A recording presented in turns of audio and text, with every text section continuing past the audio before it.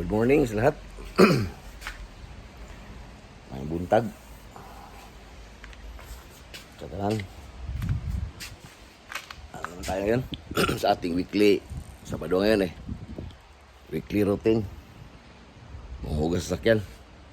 Yan. Isa yan ha. Tapos yan yung pangalawa. Ito yung pangalawa sa akin. Yan. Pakita ko sa inyo yung iba. Pa yung apat. Ayan pa yung apat. Dami kayong sakyan. Kasin ko yan yan. Siyempre, unahin ko yung madam. Mazda. Lahat yung Mazda. Tapos yung Racer, yung Land Cruiser, saka yung Creta, saka yung Creta dalawa. Ayan na yan. Ito muna.